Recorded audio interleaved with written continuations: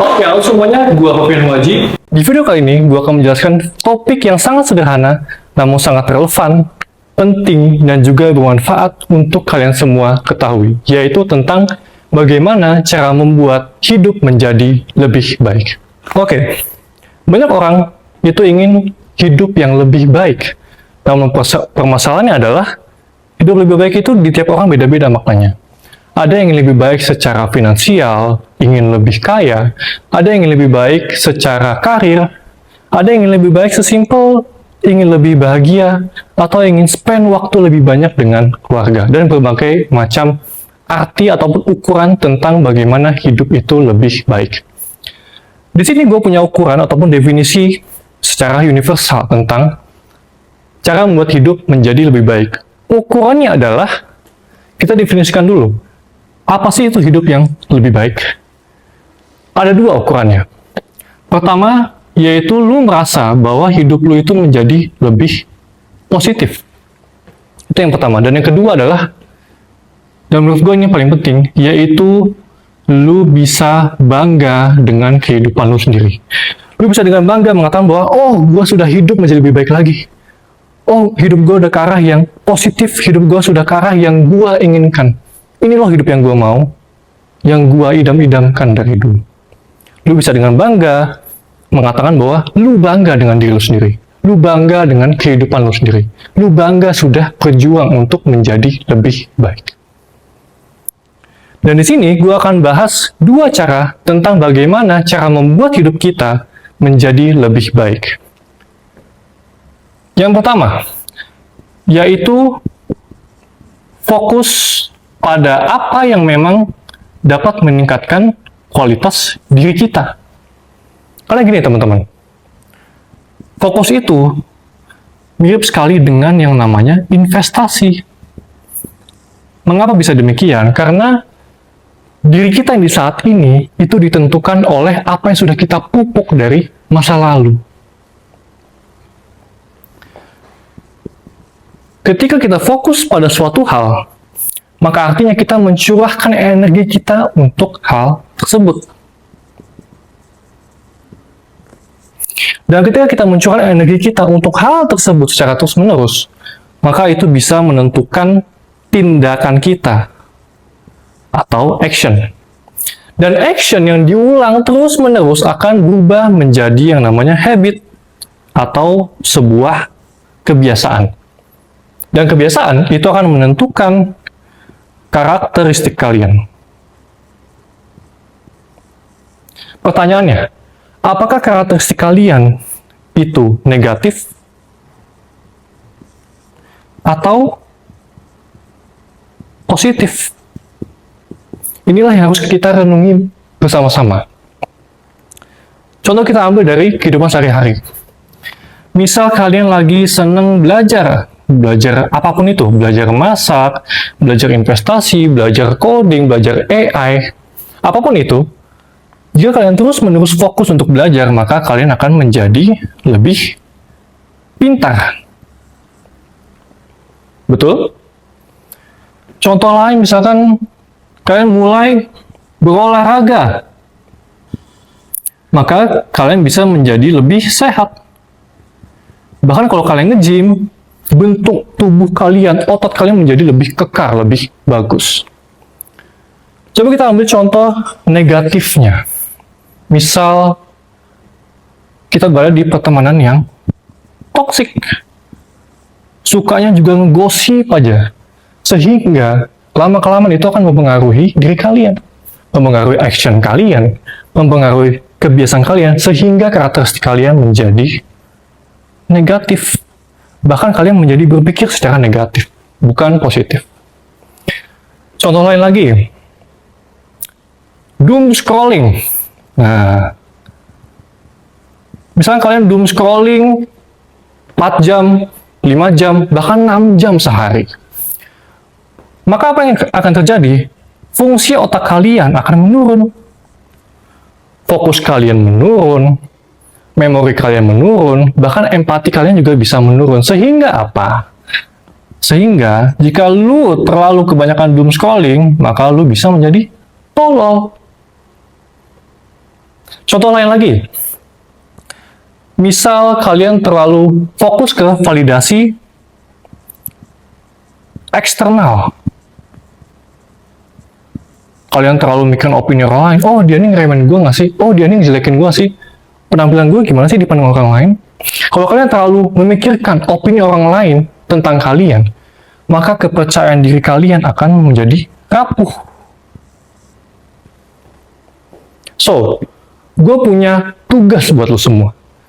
Kalau kalian betul-betul sungguh-sungguh ingin berubah menjadi lebih baik lagi, maka tugas ini akan membantu kalian untuk meraih kehidupan yang lebih baik. Kehidupan yang bisa kalian banggakan. Tugasnya simple. Kalian list semua aktivitas atau habit sepanjang hidup kalian selama ini. Itu dipisah menjadi dua. Satu, habit yang positif.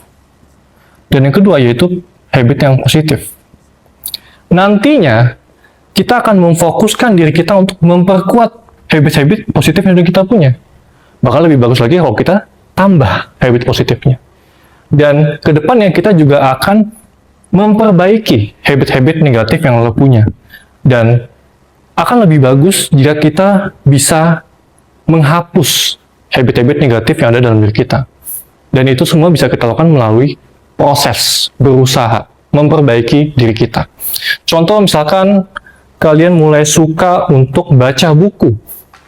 Misalkan minggu ini sehari kalian baca buku 5 menit. Minggu depan kalian tingkatin menjadi 7 menit, 10 menit, 15 menit, dan itu terus-menerus kalian lakukan pelan-pelan bertumbuk hingga lama-lama kalian tanpa sadar, oh, ternyata wawasan gua udah mulai luas ya. Oh, wawasan gua ternyata udah mulai lebih luas daripada sebelumnya. Gua menjadi lebih pintar, jadi lebih percaya diri. Contoh kalian juga misalkan olahraga. Misalkan minggu ini kalian baru nge-gym 1 kali, minggu depan kalian usahain 2 kali, 3 kali, 4 kali, dan seterusnya hingga kalian bisa membuat itu menjadi habit bagi diri kalian. Contoh lagi, misalkan circle yang toksik. Oh, ini harus gue perbaiki nih. Gue harus mulai menjauh dan berpindah ke circle yang lebih positif. Atau contoh lain, misalkan doom scrolling. Misal minggu ini kalian masih 5 jam sehari. Minggu depan kalian kurangin 4 jam, 3 jam, turun lagi jadi 1 jam, hingga lama-lama kalian bisa terbebas dari yang namanya doom scrolling. Atau kalian ingin belajar untuk lebih percaya diri. Sehingga kalian mulai fokus ke diri kalian sendiri. Mulai fokus untuk mengeksplorasi siapa sih gue ini? Apa sih yang gue inginkan? Dan bagaimana gue akan meraihnya? Bagaimana gue akan memperbaiki diri gue? Sehingga kalian bisa terbebas dari validasi eksternal. Dari cara pertama, itu kita bisa belajar bahwa fokus itu sangat mempengaruhi kualitas kehidupan kita. Jadi dengan cara pertama, fokuslah pada apa yang memang dapat meningkatkan kualitas diri kalian. Itu cara pertama. Cara yang kedua, yaitu fokus pada masa kini.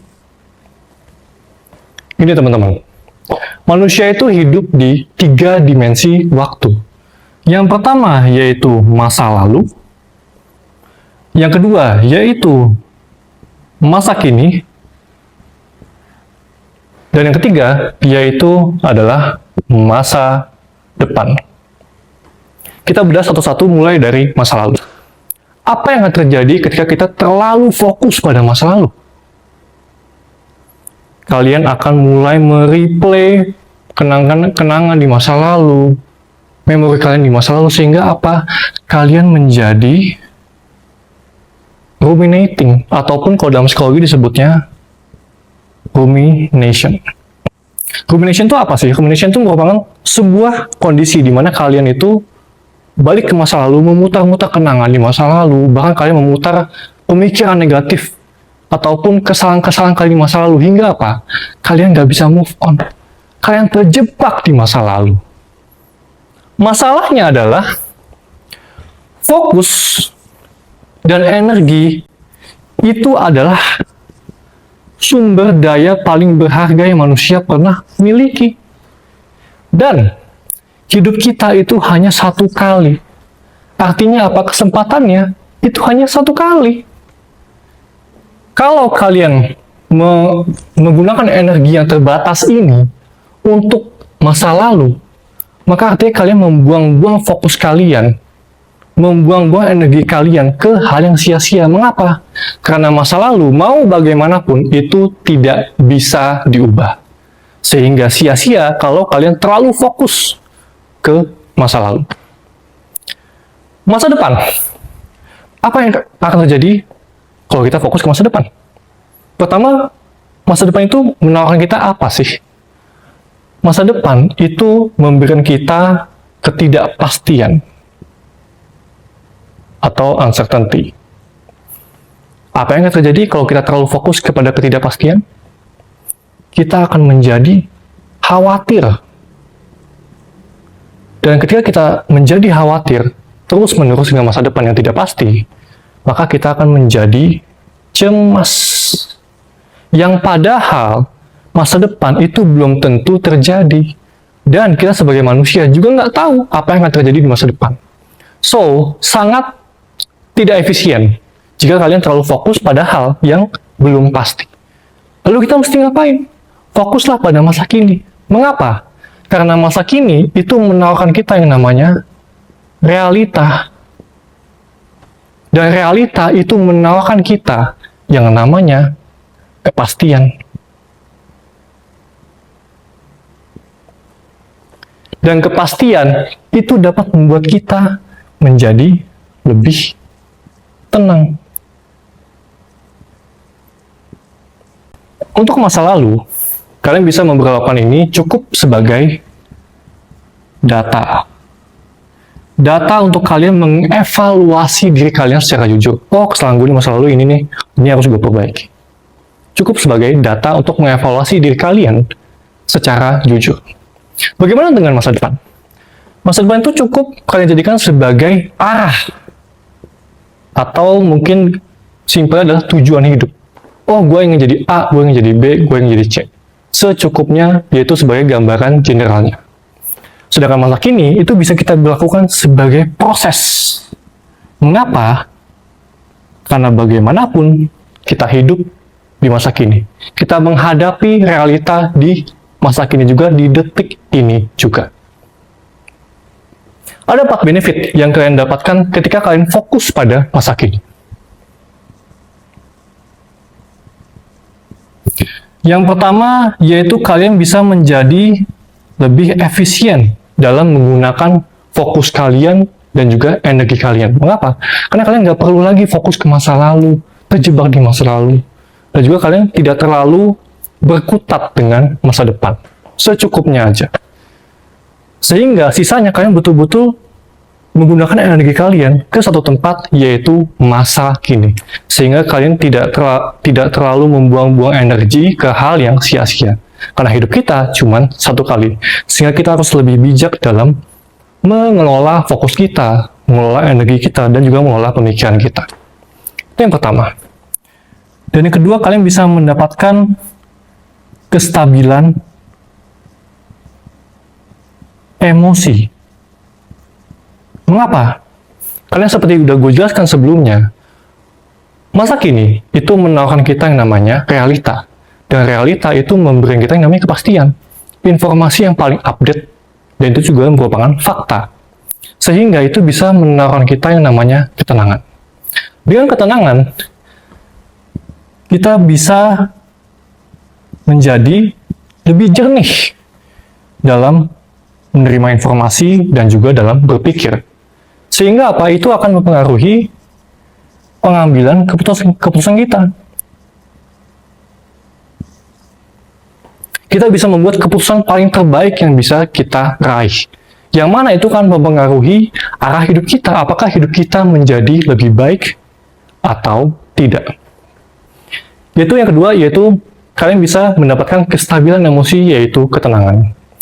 Yang ketiga, kalian bisa mendapatkan atau membuat tindakan yang paling optimal. Mengapa? Karena kalian betul-betul mencurahkan fokus kalian, energi kalian, pemikiran kalian ke satu tempat, yaitu masa kini. Sehingga dalam proses menjalani hidup, kalian bisa menghasilkan keputusan-keputusan dan juga tindakan-tindakan terbaik yang bisa kalian buat dalam hidup. Yang mana itu akan meningkatkan chance kalian untuk meraih arah hidup yang lebih baik, arah hidup yang positif, arah hidup yang juga bisa kalian banggakan. Dan yang keempat, dan ini yang menurut gue paling menarik, yaitu adalah kalian bisa meminimalisir yang namanya penyesalan. Mengapa begitu?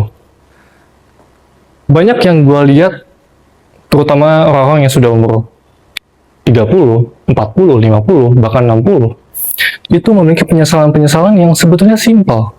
Contoh misalkan, mereka menyesal karena tidak mengambil kesempatan di masa lalu hanya karena takut. Mereka tidak mengambil kesempatan bukan karena mereka keterbatasan, bukan. Karena mereka takut.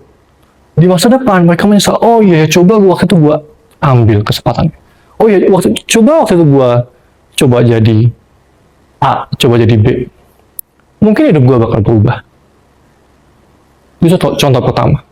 Yang kedua, banyak orang menyesal itu karena mereka di dalam hatinya tahu bahwa mereka belum melakukan yang terbaik. Either mereka gagal atau bahkan berhasil. Dalam hati itu masih merasa nggak puas. Coba gue keluarkan effort lebih besar lagi. Coba gue melakukan yang terbaik.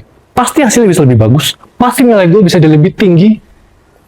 Itu semua terjadi karena kalian tidak hadir di masa kini. Sehingga dengan kalian fokus pada masa kini, artinya apa? Kalian bisa mencurahkan fokus kalian, energi kalian ke satu tempat, yaitu masa kini. Sehingga apa? Kalian bisa mendapatkan kestabilan emosi, kalian bisa membuat decision making yang terbaik, kalian bisa menghasilkan tindakan paling optimal yang bisa kalian raih. Dengan cara hadir di masa kini dan fokus pada proses yang terjadi saat ini juga. Dari sini kita bisa belajar bahwa hidup itu tidak ditentukan oleh satu keputusan besar, melainkan ribuan keputusan yang kita buat setiap harinya tentang bagaimana kita menaruh fokus kita. Masa depan itu tidak dibentuk di masa depan, melainkan tentang bagaimana cara kita menggunakan masa kini. Gue Fabian Waji, semoga bermanfaat.